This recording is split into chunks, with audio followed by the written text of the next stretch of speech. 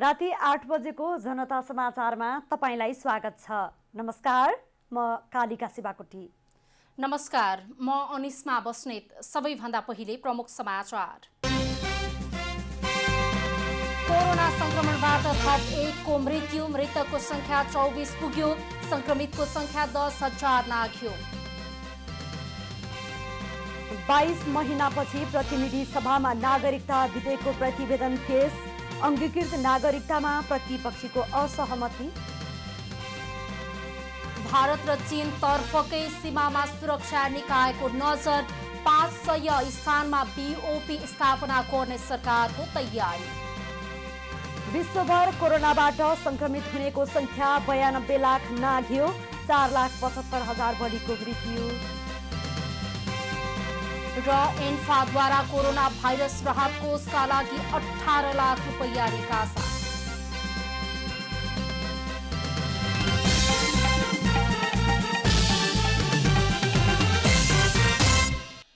अब पूरा समाचार। नेपालमा कोरोना भाइरसबाट मृत्यु हुनेको संख्या 24 पुगेको छ। दैलेखका एक 45 वर्षीय पुरुषको मृत्यु भएसँगै मृतकको संख्या 24 पुगेको हो। स्वास्थ्य मन्त्रालयका अनुसार दैलेखको दुल्लु 3 का 45 वर्षका पुरुषको प्रादेशिक अस्पताल सुर्खेतमा उपचारका क्रममा मृत्यु भएको हो। मृतक क्षयरोग र दमको बिरामी समेत थिए।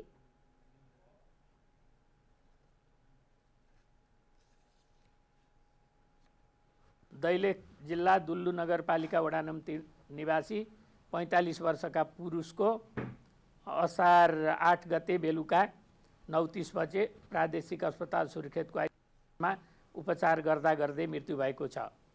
निज व्यक्ति क्षयरोग तथा दमको बिरामी समेत हुनुहुन्थ्यो। निजको मिति 2077 असार 3 गते स्वाबको नमुना सङ्कलन गरिएको र मिति 77 असार 4 गते कोरोना पोजिटिभ पुष्टि भएको थियो। नेपालमा कोरोना संक्रमितको संख्या 10,000 नागेको छ।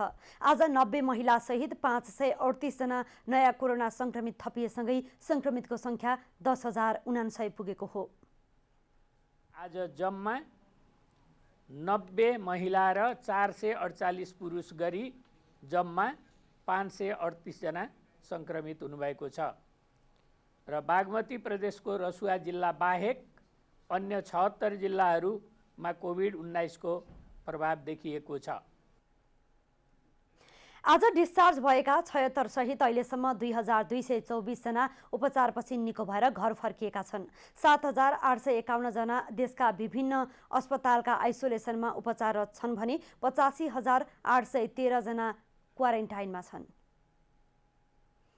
स्वास्थ्य तथा जनसङ्ख्या मन्त्रालयले काठमाडौँ उपत्यका प्रवेश गर्न साथ कोरोना पीसीआर परीक्षण गर्न दबाब नदिन घरबेटीहरूलाई आग्रह गरेको छ। घरबेटीले उपत्यका बाहिरबाट भित्रने मानिसहरूलाई परीक्षण गर्न दबाब दिएको विषयमा स्वास्थ्य तथा जनसङ्ख्या मन्त्रालयले गम्भीर ध्यान आकर्षण भएको जनाएको हो। मन्त्रालयको नियमित पत्रकार सम्मेलनमा मन्त्रालयले उपत्यका बाहिर रहेका व्यक्तिले उपत्यका भित्रन साथ कोरोना परीक्षण गर्नु नपर्ने तर 14 दिनसम्म घरमा क्वारेन्टाइनमा रहनुपर्ने जनाएको छ।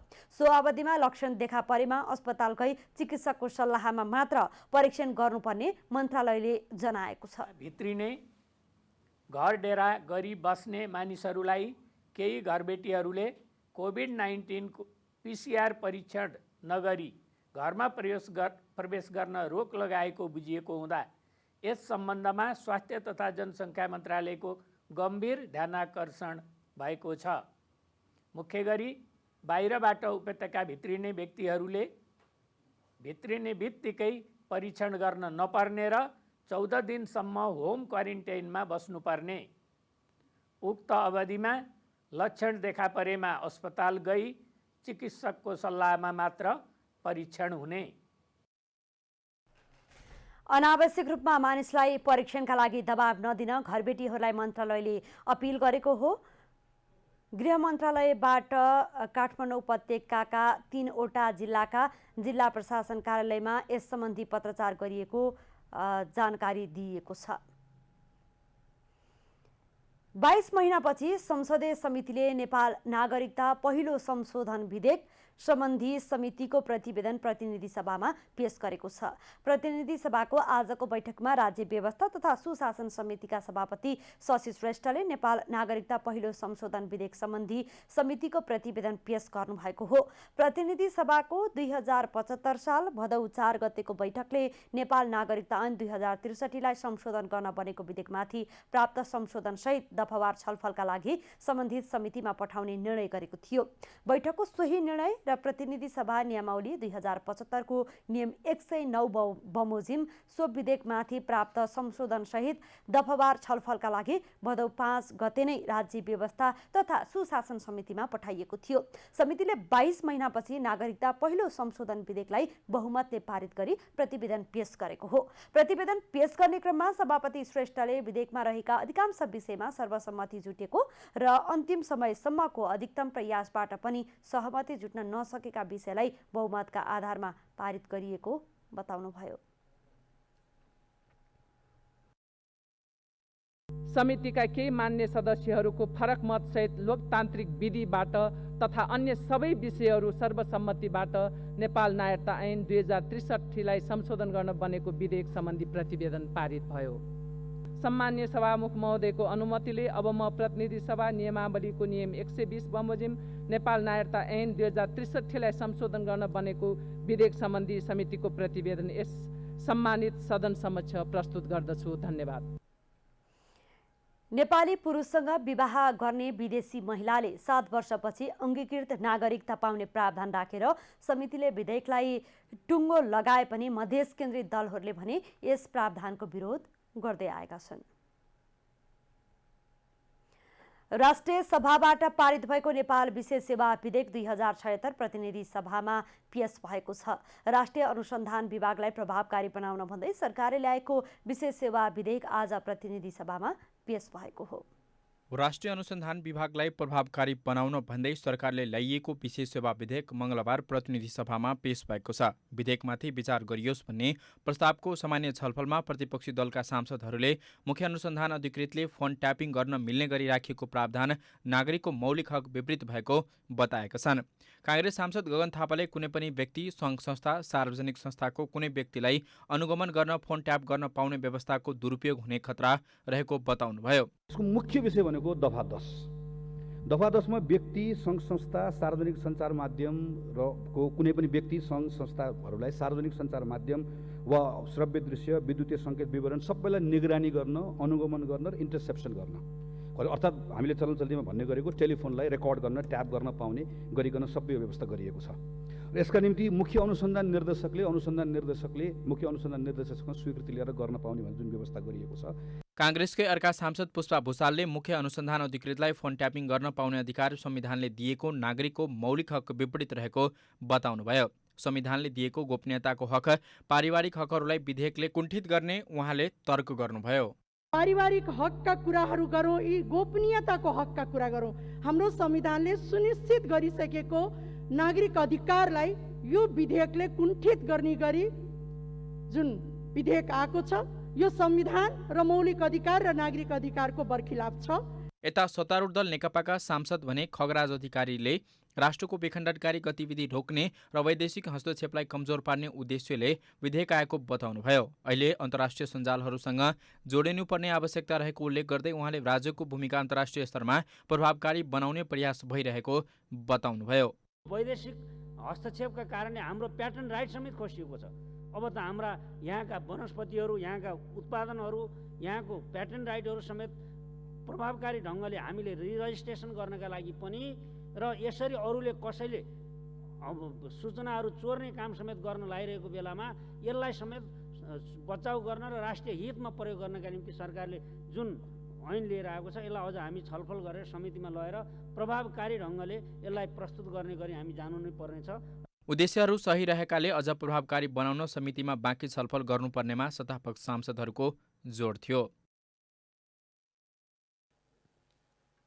आजको प्रतिनिधि सभा बैठकमा समसामयिक विषयमा प्रमुख प्रतिपक्षी दल नेपाली कांग्रेसका सांसदहरूले सरकारको ध्यानाकर्षण गराएका छन्। सांसदहरूले कोरोना महामारीदेखि नागरिकता विधेयकका विषयमा सरकारको ध्यानाकर्षण गराएका हुन्।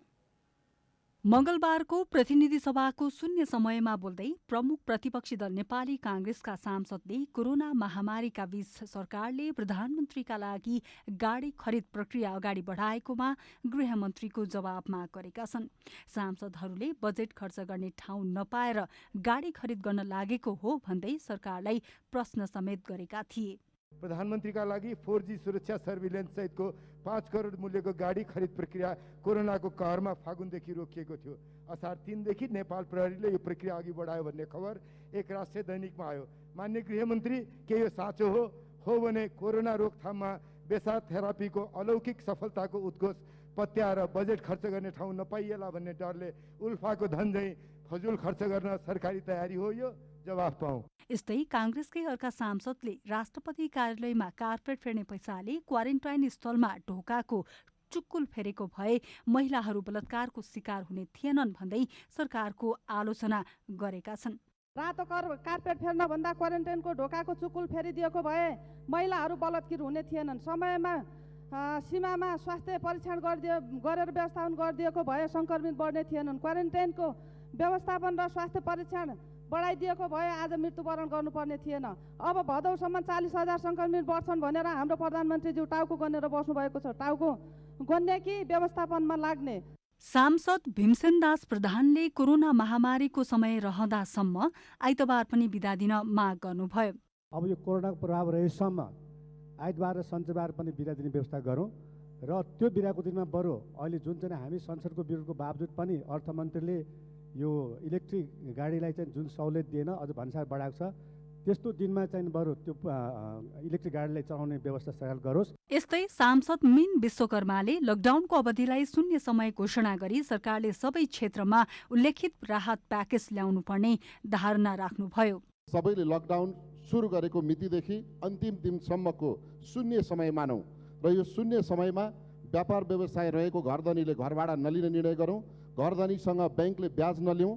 सो अवधिमा सरकारले कर नलिउँ। विद्यालयले विद्यार्थीसँग शुल्क नलिउँ। निजी विद्यालयका शिक्षकहरूलाई पनि सामुदायिक विद्यालयको शिक्षक सरकारले तलब भुक्तानी गरोस् र दैनिक वा मासिक ज्यालादारी गरेर गरी खाने मजदुरलाई मासिक 7,000 नगद राहत दिने निर्णय गरोस्। बैठकमा कांग्रेसले चिनिया कम्युनिस्ट पार्टीका नेताहरूले सत्तारूढ नेकपाका नेतालाई प्रशिक्षण दिने र आन्तरिक झगडा मिलाउने काममा संलग्न हुनु अपाच्य भएको भन्दै नेकपाको ध्यानाकर्षण समेत गराएको थियो।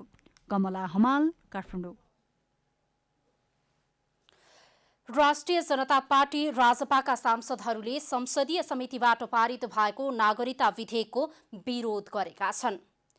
मधेस विरोधी निर्णय गरेकाले सरकारले उल्लेख गर्दै सांसदहरूले विधेयक नसच्याए सदन र सडकबाट आन्दोलन गर्ने चेतावनी दिएका छन्। 2063 सालमा भएको सहमति अनुसार 6 महिनाभित्र अङ्गीकृत नागरिकता पाउने प्रावधान राखिए पनि अहिले सरकारले सहमति उल्लङ्घन गरेर मधेससँगको सम्बन्ध तोड्न खोजेको राजपाको भनाइ छ।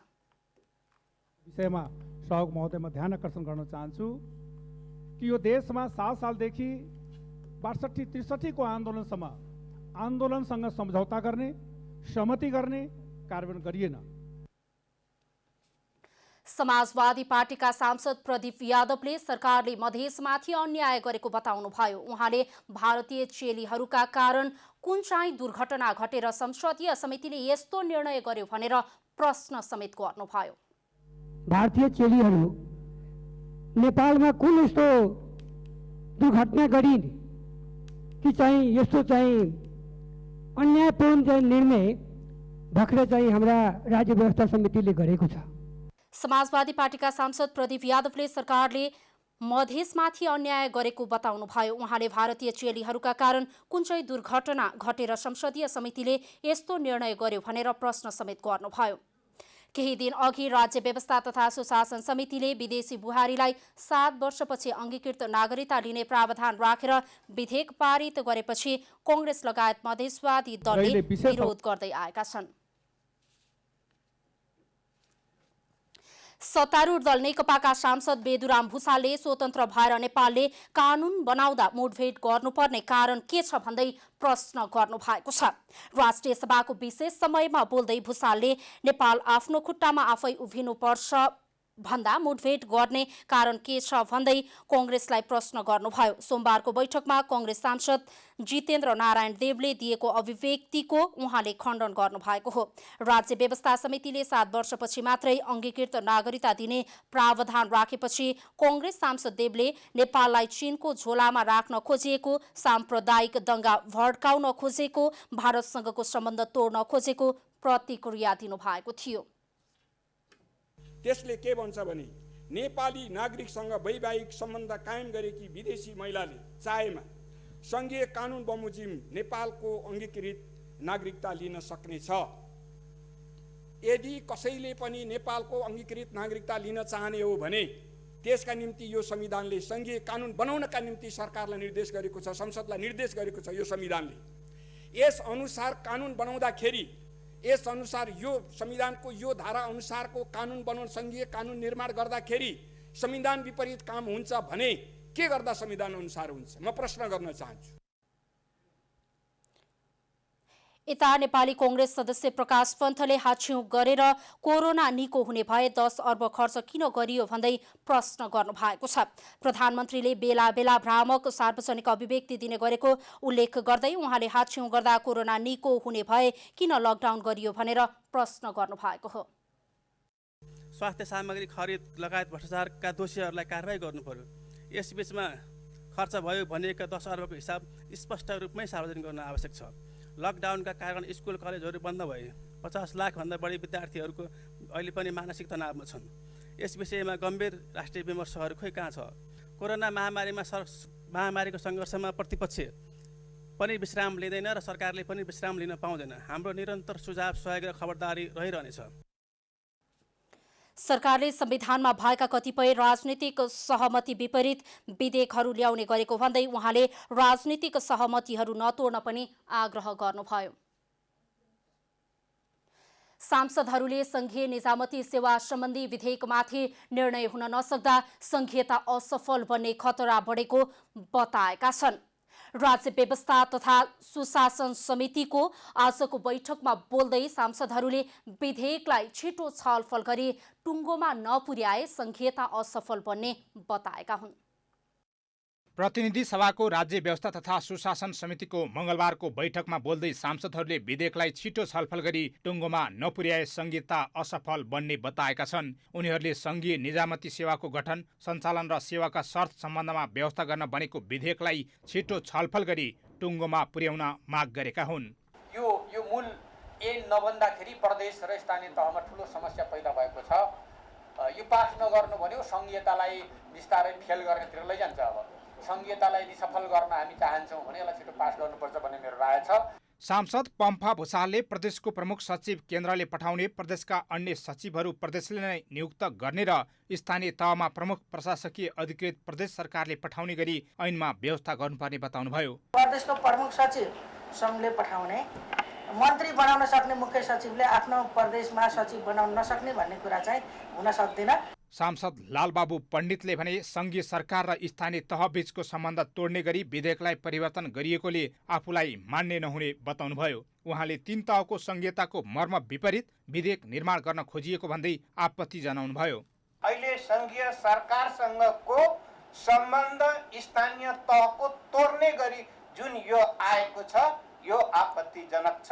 यो ठिक छैन, उपयुक्त छैन। 3 तहको संघीयताको मर्म विपरीत छ।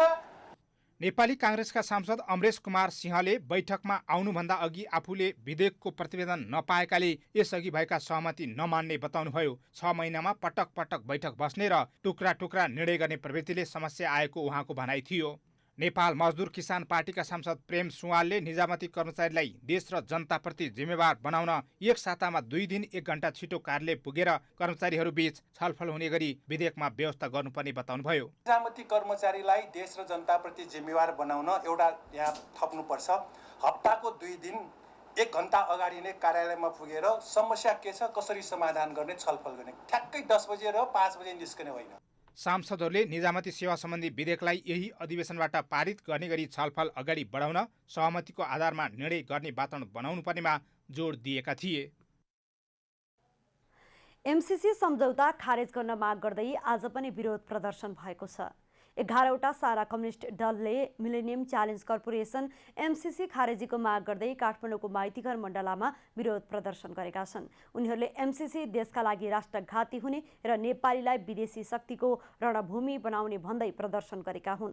प्रदर्शनकारीहरू एमसीसी सम्झौता किन राष्ट्रघाती भन्दै विभिन्न कारणहरू लेखिएका ब्यानरहरू लिएर सडकमा उभिएका थिए। एमसीसी सम्झौता खारेज गर, सम्झौता खारेज गर। प्रदर्शनकारीहरूले यूएसए गो ब्याक, एमसीसी चाहिँदैन लेखिएका पम्पलेटहरू बोकेका थिए भने प्रदर्शनमा बालबालिकालाई समेत प्रयोग गरिएको थियो। सरकारले सीमा सुरक्षाका लागि भारत र चीनतर्फ गरी सशस्त्र प्रहरीको स्थायी बीओपी स्थापना गर्ने काम तीव्र गतिमा अगाडि बढाएको छ। सीमा सुरक्षाको व्यवस्थापनका लागि सशस्त्र प्रहरी बलको 500 बीओपी स्थापना गर्ने सरकारी लक्ष्य छ। सरकारले सीमा सुरक्षा व्यवस्थापन गर्न भन्दै सशस्त्र प्रहरी बलको बोर्डर आउटपोस्ट बीओपी को संख्या 500 स्थानमा स्थापना गर्ने लक्ष्य लिएको छ। तत्कालका लागि भने 221 पुर्याउने गरी तीव्र गतिमा काम अगाडि बढेको गृह मन्त्रालयले जनाएको छ।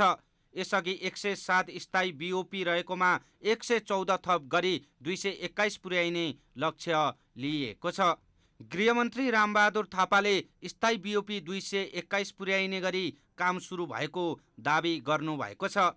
सीमा सुरक्षा व्यवस्थापन गर्नका लागि सशस्त्र प्रहरी बलको बोर्डर आउटपोस्ट 500 स्थानमा स्थापना गर्ने लक्ष्य रहेको छ।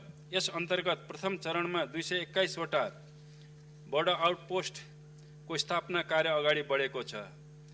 सीमा क्षेत्रमा 87 वटा स्थायी बीओपी सञ्चालनमा रहेका थिए। यसअघि दार्चुला जिल्लाको छाँगारू र हुम्लाको हिल्सा समेत गरी 129 स्थानमा स्थायी बीओपी स्थापना भइसकेका छन्।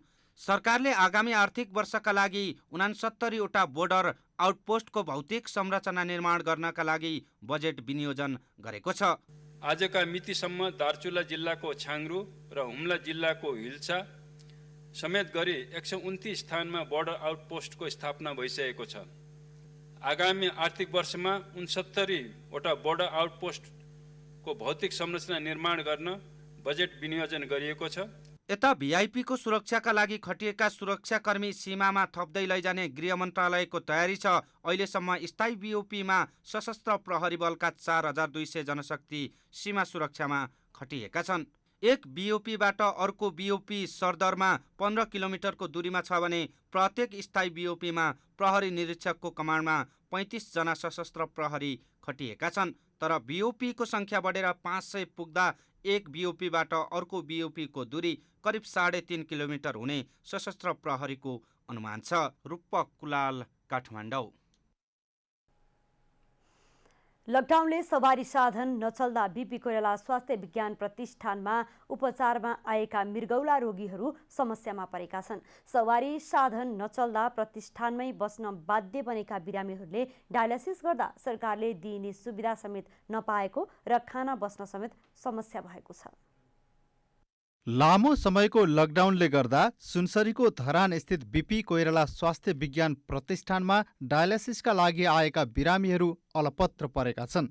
हप्तामा 2 पटक डायलासिस गर्नुपर्ने बिरामीहरू सवारी साधन सञ्चालन नहुँदा प्रतिष्ठानमै बस्न बाध्य छन्। बिरामीहरूलाई एकातिर खाने र बस्नेकै समस्या रहेको छ भने अर्कोतिर डायलासिसका लागि सरकारले दिएको निःशुल्क औषधि पनि किन्नुपर्ने बाध्यता रहेको छ। धर्मशालाबाट हटाएर क्याम्पसमा राखिएको छ। त्यो कारणले हामीलाई अब धेरै कुराको कमी यहाँ भइरहेछ।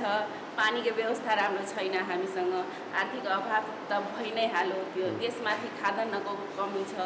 अनि हामीलाई फेरि खाने औषधिको पनि व्यवस्था छैन, आफैले गर्नुपर्छ। उनीहरू प्रतिष्ठान परिसरमा रहेको धर्मशालामा बस्दै आएका थिए। तर धर्मशालालाई क्वारेन्टाइन बनाएपछि कलेजको माथिल्लो तलामा आफै खाना बनाएर खानुपर्ने बाध्यता रहेको छ। सुरुमा धरान उपमहानगरपालिका वडा नम्बर 18ले खाना खुवाउने व्यवस्था गरिदिए पनि अहिले बन्द हुँदा दिन प्रतिदिन समस्या बढ्दै गएको छ। एउटा मुख्य कुरो चाहिँ अब सबै डायलिसिसको सामानहरू आजसम्म किन्नुपर्छ, पैसा छैन। मुख्य कुरो पैसा छैन हामीहरूलाई। अब लकडाउनमा कतै खोज्दा पनि पाइँदैन, अब ऋणपान गर्दा पनि अब घट्टा पाइँदैन, सबै लकडाउनकै बहाना भन्छन्। प्रतिष्ठानमा निशुल्क औषधि उपलब्ध नहुँदा बाहिरबाटै खरिद गर्नु परेको छ। बिरामीले बाहिरबाट औषधि खरिद गरेपछि प्रतिष्ठानले बिल अनुसारको भुक्तानी दिने जनाएको छ। फिस्टुला निडल अथवा एबिसेट जुन डायलिसिस गर्दा प्रयोग हुने जुन सामग्री थियो त्यो चाहिँ हामीले अहिले पनि बाहिरबाट फार्मेसीबाट खरिद गर्दै आएको छौँ। जुन चिज चाहिँ नेपाल राज्यले जुन डायलिसिस पीडितलाई उपलब्ध गराइएको थियो, पहिलादेखि हुँदै आएको थियो, त्यो चिजहरू लकडाउनको समयमा अभाव खड्किरहेछ।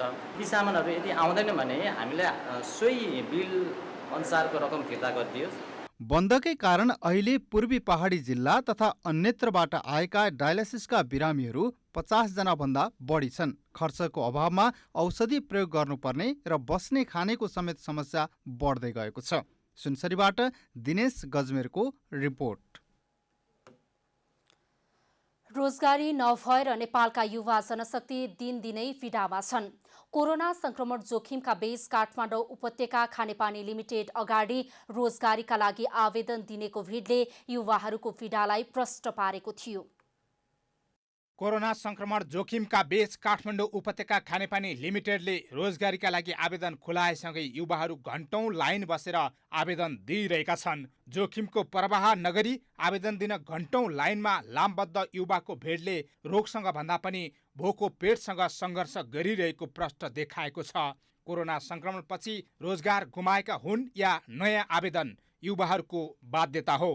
भिडभाड त अब नहुने होइन। अब यस्तो टाइममा त जुनै पनि भिडभाड भए पनि मान्छेलाई अब चाहिरहेछ कामहरू भएन, खान नपाउने सिचुएसन छ अहिले सबैको महामारीले गर्दा। किनकि अब यस्तो टाइममा जागिरै नपाउला, खानै नपाउला भन्ने चाहिँ उसमा चाहिँ अब अहिले चाहिँ अब अलिकति सहयोग हुन्छ कि भनेर आश थियो। आवेदन स्थलमा कोरोना संक्रमणको जोखिम कम गर्ने उपाय नअपनाउँदा कोरोना संक्रमण फैलिने डर देखिएको युवाहरूले बताएका छन्। कार लिएका चाहिँ व्यक्तिहरूले पनि अलिकति चाहिँ अब यो मेन्टेन गर्ने कुरामा ध्यान दिएको भए चाहिँ एकदम राम्रो हुन्थ्यो होला जस्तो मलाई लाग्छ। होइन आफै पनि सचेत हुनुपर्छ पक्कै पनि। त्यति हुँदै पनि अब यो घाम सर्दीको अवस्था। खानेपानी लिमिटेडले विभाग, महाशाखा, शाखा कार्यालयहरूका लागि विभिन्न पदमा कुल 90 जना जनशक्ति माग गरेको छ। गत असार 5 गतेदेखि खुलाइएको आवेदनपछि लिमिटेडमा दैनिक जसो 300 देखि 400 जनाले आवेदन दिने गरेका छन्। थप जनशक्तिको आवश्यकतापछि कर्मचारी पद पूर्ति गर्न लिमिटेड लागि परेको हो।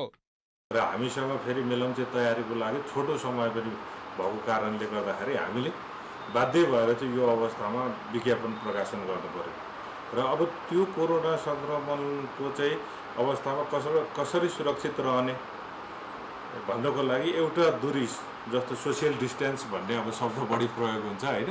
सोसियल डिस्टेन्स मेन्टेन गर्नको लागि हामीले चाहिँ सबै हरेक व्यक्तिको लागि गोलो घेराहरू बनाएर सर्टेन दूरीमा गोलो घेराहरू बनाएर होइन इनामेल प्रिन्ट गरेर त्यो चाहिँ त्यहाँ राख्दैका छौँ। युवाहरूको आरोपलाई खण्डन गर्दै लिमिटेडले भने संक्रमणको जोखिम न्यूनीकरण गर्ने सबै उपाय अपनाइएको दाबी गरेको छ। बाहिरबाट आउने सबैलाई हामीले एकचोटि यो थर्मल गनबाट चाहिँ उहाँहरूको ज्वरो नापेर त्यसपछि सबैको हातमा चाहिँ सेनिटाइजर लगाइदिएर मात्रै वास्तवमा प्रवेश गराउँछौँ हामीले।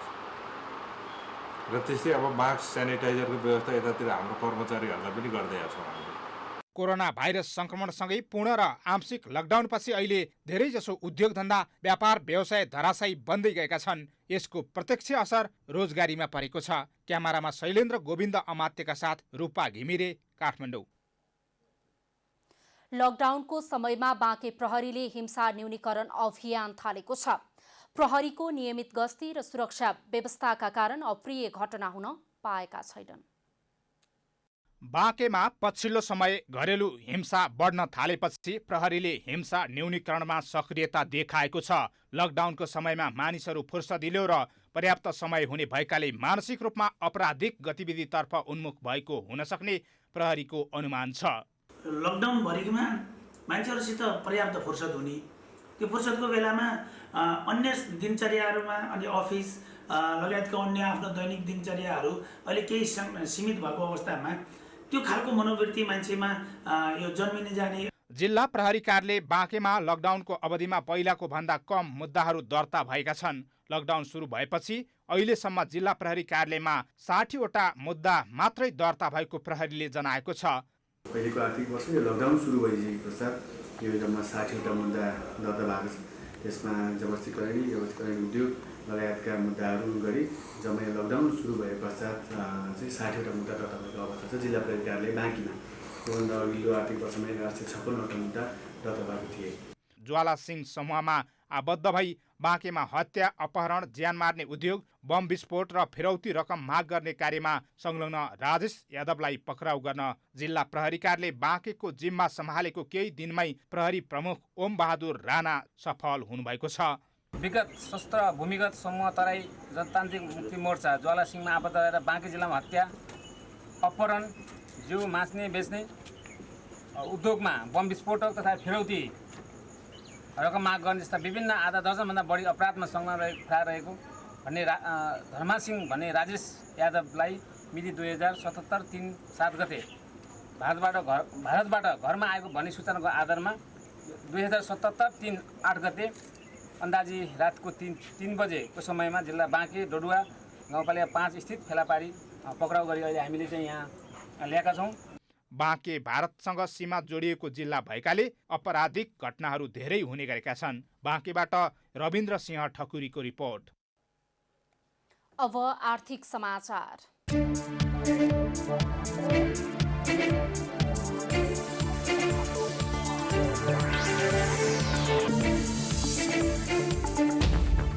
आगामी आर्थिक वर्षको मौद्रिक नीति अहिलेसम्मकै खुकुलो हुन सक्ने ब्याङ्करहरूको अनुमान छ।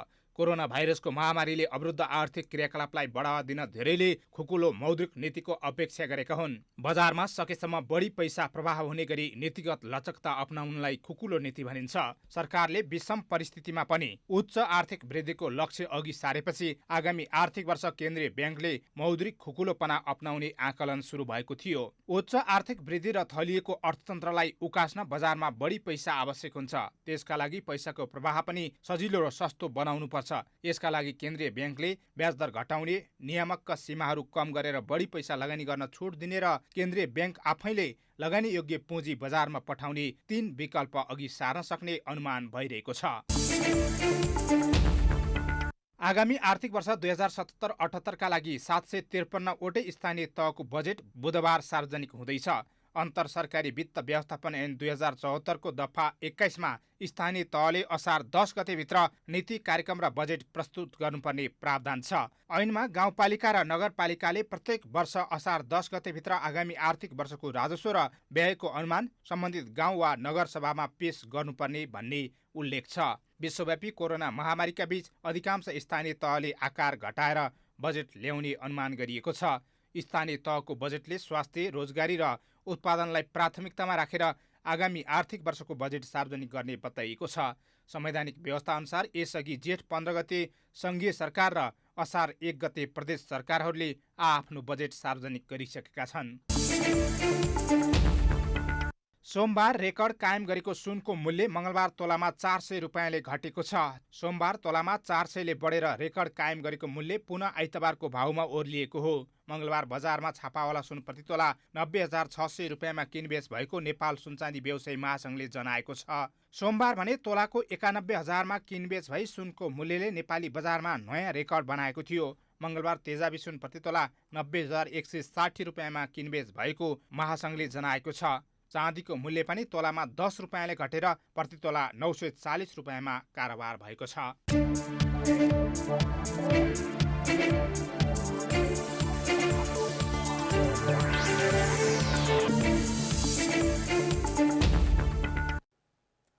अब खेलकुद समाचार।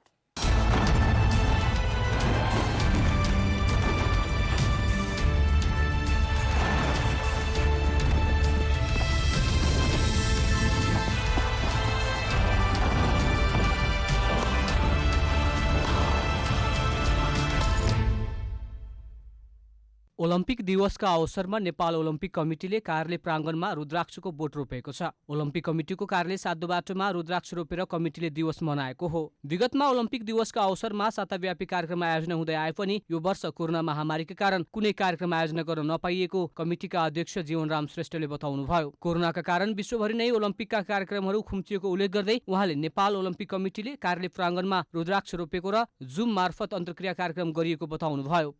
संक्रमणको कारणले हामीले व्यापक बनाउन सकिरहेका छैनौँ र विश्वव्यापी रूपमा नै आज ओलम्पिक डेको कार्यक्रमहरू खुम्चिएको छ। सन् 1894 मा आजको दिन पेरिसको सोनबोनमा अन्तर्राष्ट्रिय ओलम्पिक समितिको स्थापना भएको दिनको सम्झनामा दिवस मनाउने गरिएको छ। दिवसका अवसरमा विभिन्न कार्यक्रमहरू आयोजना हुँदै आए पनि यो वर्ष कुनै ठूला कार्यक्रम आयोजना भएनन्। कोरोनाका कारण विश्वभरिका खेलाडीहरूले आफै घरमा बसेर अनलाइन वर्कआउट गरेर दिवस मनाएका छन्।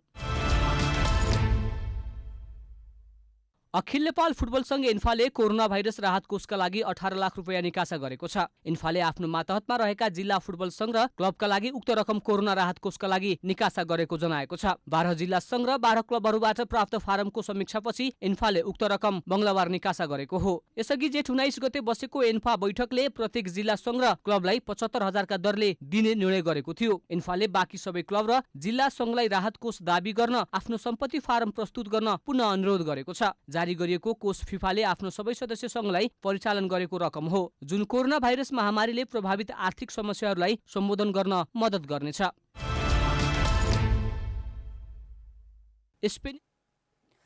अब मौसम समाचार।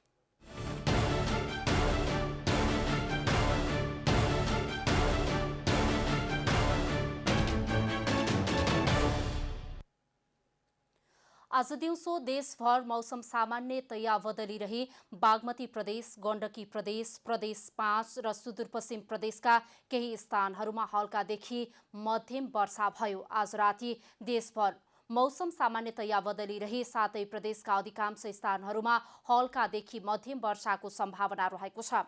प्रदेश 1, प्रदेश 2, गण्डकी प्रदेश र प्रदेश 5 को 1 वा 2 स्थानहरूमा भारी वर्षाको सम्भावना रहेको जल तथा मौसम पूर्वानुमान महाशाखाले जनाएको छ। अब देशभरका विभिन्न स्थानको मौसम सम्बन्धी थप विवरण।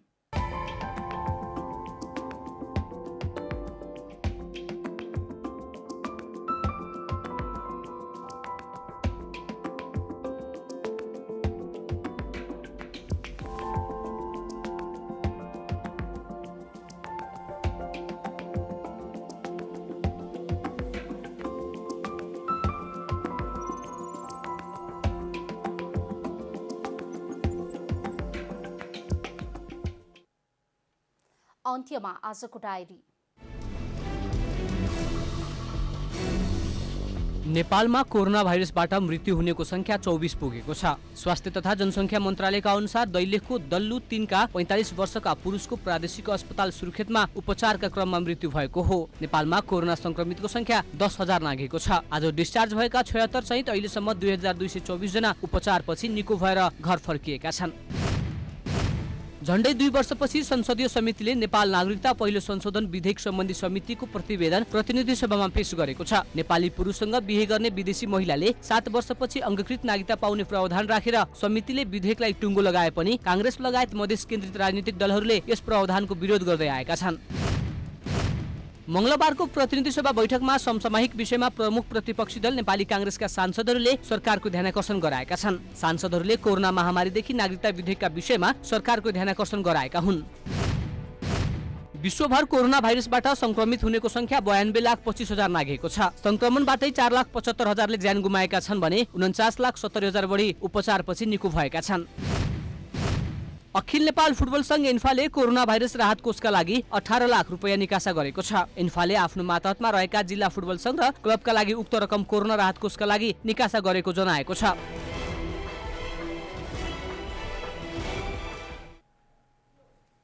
जनता समाचार अहिलेलाई यति नै। जनताद्वारा जनताका लागि प्रसारित जनता टेलिभिजनका कार्यक्रमहरू युट्युब, ट्विटर, फेसबुक र हाम्रो वेबसाइट जनतासमाचार.com मा पनि पढ्न र हेर्न सक्नुहुनेछ। सूचनामा तपाईको सहभागिता, समयमा समाचार हाम्रो प्रतिबद्धता। कोरोना भाइरसको संक्रमणबाट बच्न नियमित रूपमा हात धौँ, भिडभाडबाट टाढै रहौं। नमस्कार।